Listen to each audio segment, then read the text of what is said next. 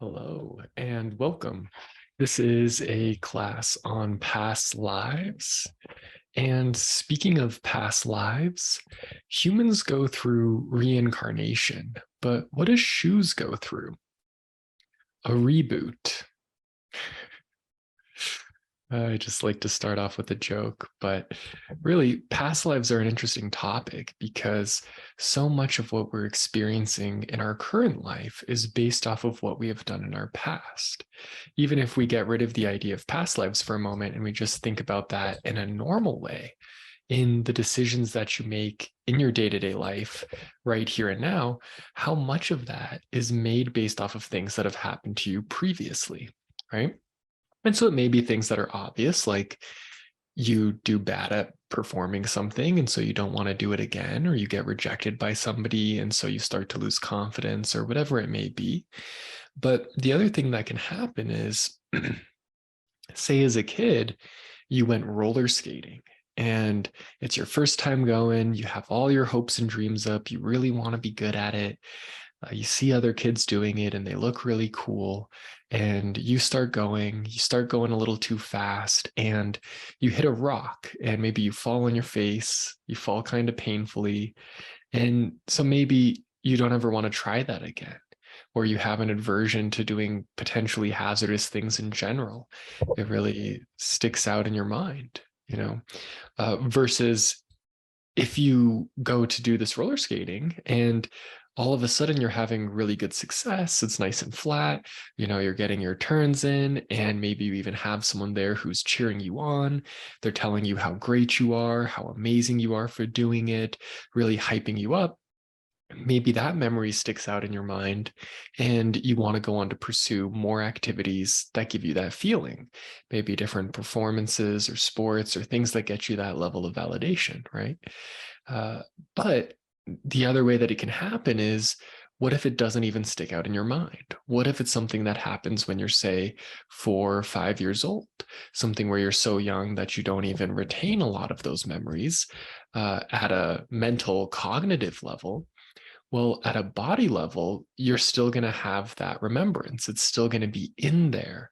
And so you might be making those decisions on your current life based off of that thing that happened that you're not even remembering. It's being informed at a subconscious or at a body level.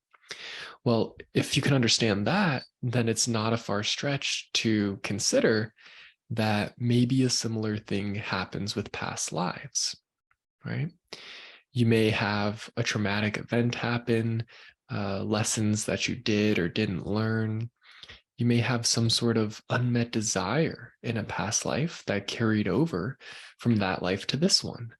We sometimes call that karma, right? And so, whether you believe in past lives or not, they can provide invaluable insights into your current life. And knowing about them isn't just some fun trick, but rather it can help you to shift your beliefs and make your unconscious habits or fears conscious. You can do something about it, right? And you can affect your life. So you can see how knowing your past actions, having some insight there, could be helpful. There's a good book on this too. It's called It Didn't Start With You. And in a brief summary, it shows that a lot of people's deepest pains, their fears, their phobias, it didn't start with something that happened to them personally in their life, but rather it happened to somebody up their family line or somebody that they were connected to at an energetic level or genetically. There was some sort of connection there. Maybe it was even at more of an epigenetic level, right? And so the same can be true for past lives. So one example that I have is I had a client that was deathly afraid of flying, and she didn't know why. She just knew anytime she tried to get on a plane, tried to go to the airport, she had this massive fear. And this was a person who was successful in every other avenue of their life, really high performer, really high achiever. And so naturally, she also enjoys traveling and has the means to do so. And so this poses a pretty big problem for her, because she needs to be able to travel for work and for pleasure and everything like that. And so I was giving her a reading and I was looking at the energy of where that fear was coming from. And it wasn't even coming from this life, but rather it was coming from a past life where she had been in a sort of a controlling country that was a little bit suppressive to its people. And she had escaped that country and moved to a different country, right? And had a good life and everything like that. But she went back to visit because she wanted to visit her family and her culture that she came from. And when she came back, they wouldn't let her leave. They kept her there. They wouldn't give her a work visa or permit her to leave the country. They wanted her to stay. And so they were restricting of their citizens in that way, right? And in her current life, she's Russian and living in America.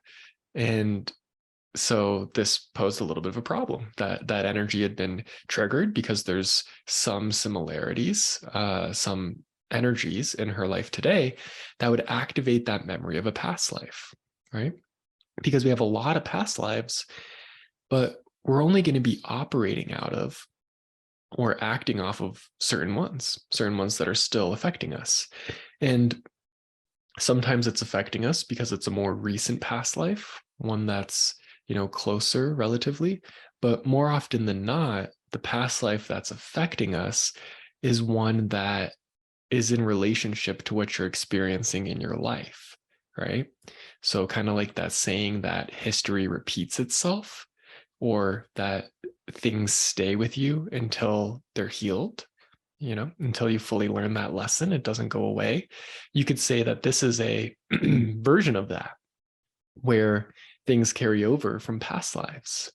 There was even a researcher who was studying that. He would study birthmarks that people had that kind of looked like where there could possibly be wounds, and was tracking where they said their past lives were and seeing if they were real, if that was real people, if that tracked, if that was accurate information. And there was a lot of really interesting research on that, right? Yeah. And so anyway, in seeing this past life, she was able to feel a level of resonance with it and was able to see like, okay, that makes sense. That could be true. And she was able to start to let go of that intense fear that kept her from flying, right? Because she was even afraid to fly just in general from, state to state. And so it was, disruptive to her life. And so having this conscious awareness of it, and a little bit of help releasing the energy, she was able to start traveling again, to fly again, knowing that she didn't have to repeat that same pattern over and over again, right? Whereas if she had stayed in unconsciously held fear, she would have not only not been able to fly, but she also probably could have ended up creating the same experience of getting trapped somewhere she didn't want to live again, whether it was back in her home country or whether it was just at a more micro level version of that, like potentially living in a building or something, a house or apartment that she didn't want to. In some way, when that is unconsciously being held on to, it comes back up. We recreate it in our life to try to get that understanding, to try to get that healing. Right. So without going into a long breakdown of how manifestation happens, because that's a whole nother topic, what I wanted to say though was that unconscious fear, it feeds energy into the outcome that you don't want, right? That and what needs to be healed tends its way to make its way back to the surface of our lives until we find that awareness and healing. Okay. So just wanted to say that part again, so you can hear it and understand that past life awareness can be part of that healing. It can bring stuff up for you that can be useful. So enough of my jibber jabber. Let's go ahead and meditate and experience this for ourselves. Let's build some awareness around it. So go ahead and close your eyes. Get those feet flat on the floor. Maybe relax your hands in your lap. You want to sit in somewhat of an upright position, probably in a chair or on a couch. You don't want to be laying down for this particular type of meditation. And give yourself a couple deep breaths in, connecting into your body, into the present moment.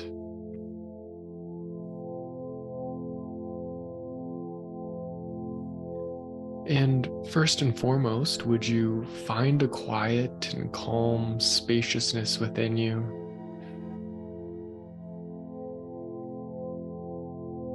Some of you may feel that space in your heart, while others of you may feel that spaciousness in your head somewhere. Wherever you find that center point for you, just breathe into it, knowing that where you put your attention, energy flows. And where energy flows, things tend to grow.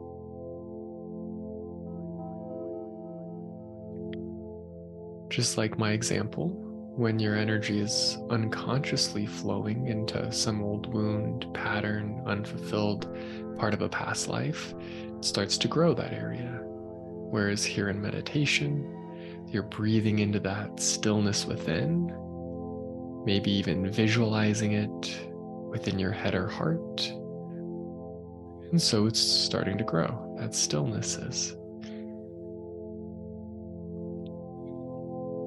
And so with each breath you take, let your silence deepen, the mind grow quieter and quieter.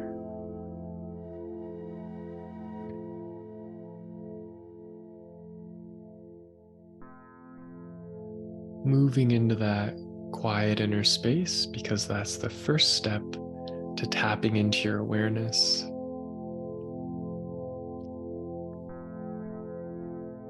So you can be absolutely aware to quiet down the mind, or you can give the mind a task. You can give it something to concentrate on. It's oftentimes why people will focus on breathing in a certain way or a mantra. If you have a monkey mind that's distracting you, it's jumping all around. I like to use visualizations to give that light concentration. So start to see each distraction, each thought, each sensation. See it as an image. It's something that's coming up to pull you out of that stillness. Something that says, ooh, that's scary, or that's painful. I can't go there. So instead, I'm going to create an itch on your face or an itch on your leg, sensation here or there to distract you, or a thought that's going to come up. So you could give it a color, you could give it a shape. Sometimes it's easy just to see it as a colored cloud. Being the watcher of that energy, and you're not necessarily doing anything, yet the mind has a gentle task that it can do.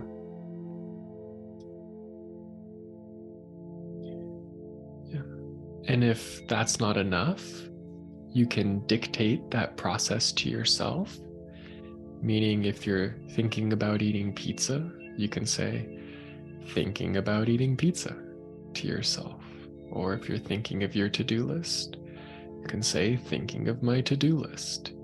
You can dictate what that distraction is, and that you're the one that's aware of it. In between the visualization, making it separate to you, and the inner dialogue, tracking what you're aware of, you start to step deeper into that awareness of what's arising, rather than believing you're that which rises in the mind.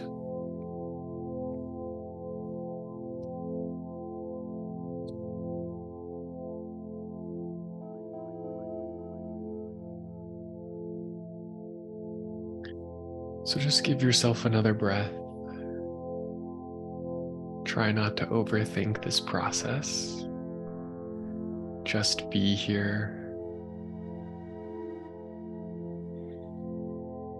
And then the second step to being able to see into the past or future, meaning past lives, future lives, starting to tap into that more, is actually being more fully here in the present moment, which may sound a little bit counterintuitive, right? But to access memories or visions outside of time and space, you have to go into the eternal now, that timeless void that exists right here in the present moment. So with your intention, would you be here now? Be here now as fully as you can. And if it helps, you can go back to seeing that inner space within your heart or within your head. And you can imagine yourself in the most beautiful scenery imaginable, somewhere so absolutely breathtaking that you're just cultivated awareness in the moment. Just have to be there. You're captivated by it.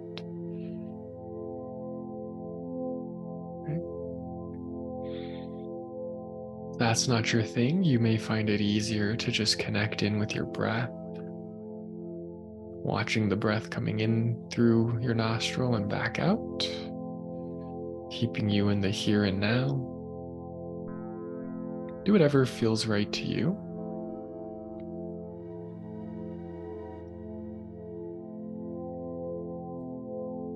And then you can start to imagine out in front of you that you either have a big crystal ball or that there's just a movie screen out in front of you, whichever you prefer.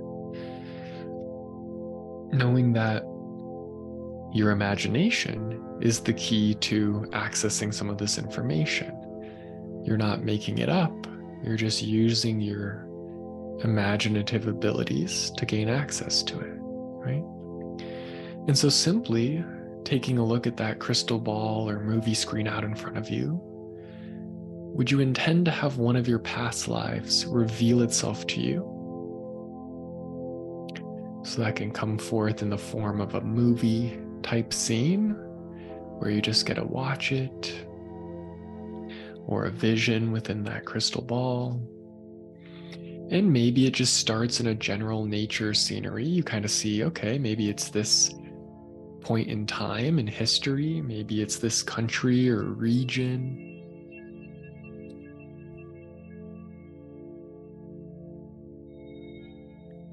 And maybe you start to see a person within that scene, and you're like, oh yeah, that's probably me.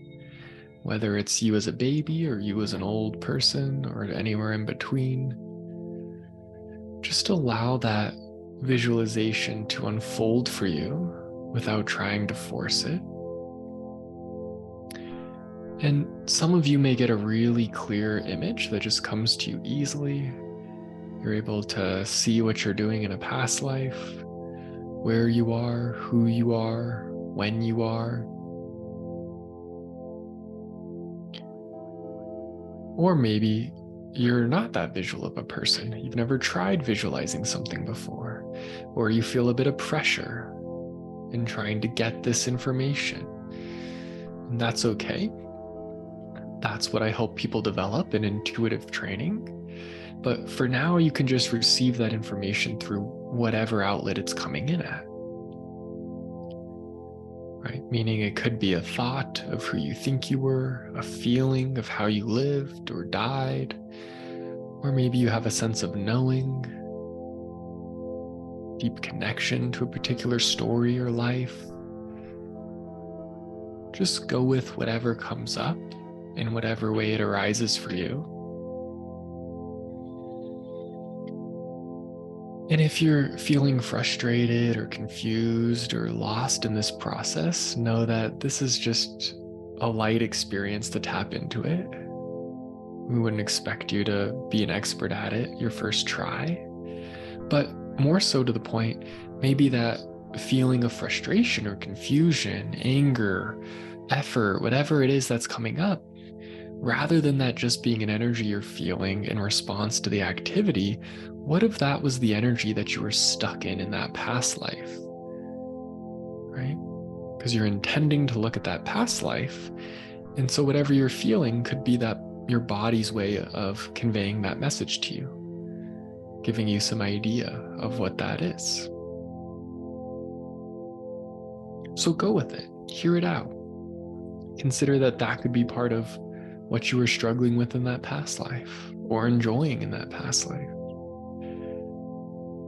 Knowing that very few people really find this easy or totally trust what they're getting the first time.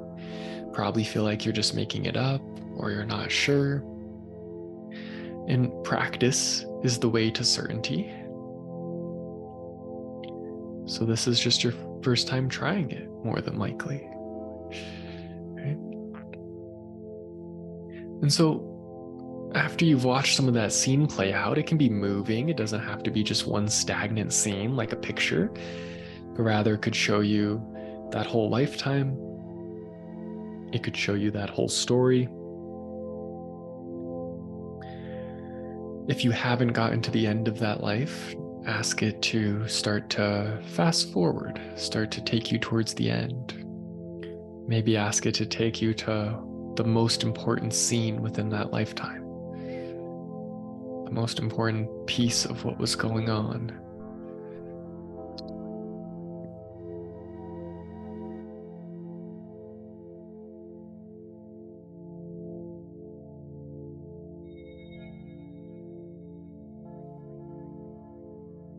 And take a moment to let that come in, experience it how you experience it.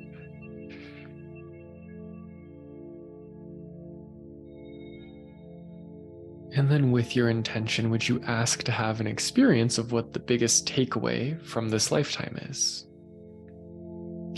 Meaning, did you live a life that was full of love and connection? And maybe the importance of that past life is that that's something that you're missing in your life today, something that you're wanting to grow, bring more of in. Or did you get steered off track and lived a life of obligation, never really felt like you fulfilled your deeper purpose? So maybe in this current life, you make choices that seem a little crazy to others, but they bring you closer and closer to your purpose, to your path. Just see if anything comes up. Letting it be easy, knowing you don't have to try or work hard with spiritual experiences like this. Don't have to use your mind or your body to generate an answer. You can just let it come to you. You can receive it.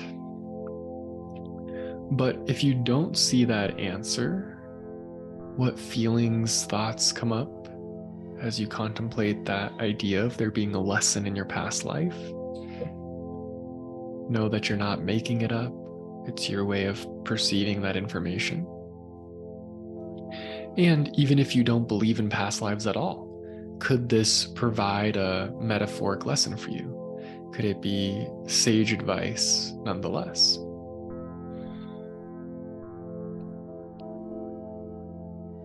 And so give yourself another deep breath.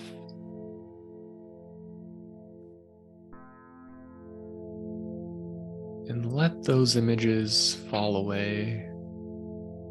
Let that movie screen or crystal ball start to fall away.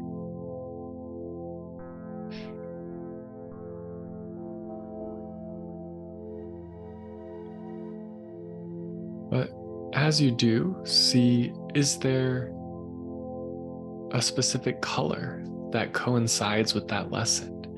Like, let's say the lesson from that past life was forgiveness. Does that show up as a sort of a light blue color to you, or a purple, yellow?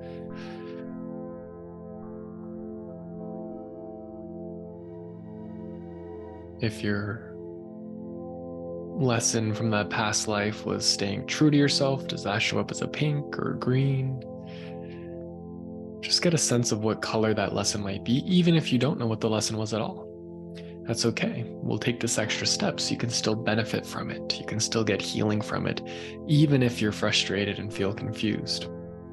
Okay, so see that color as a big bubble and bring that colorful bubble above your head like a really big beach ball, almost as big as your body. And then just imagine you can pop that bubble and let all of that color, which is really a vibration, it's a frequency, fill into your body. You can pour on in, down. Let that fill you in, saturate your body, knowing that that energy, that lesson, is now within you, whether you mentally know what it is or not. You have that within you. Can take a step forward in a healthy, clear way. Good. So go ahead and give yourself one more breath, breathing all that energy in, and you can wiggle and stretch and come on out of meditation. That's a brief intro into past lives. If you'd like to learn how to read them with more certainty, clarity, to take it a little bit further, how to read it in yourself and others, you can check out the intuitive training program.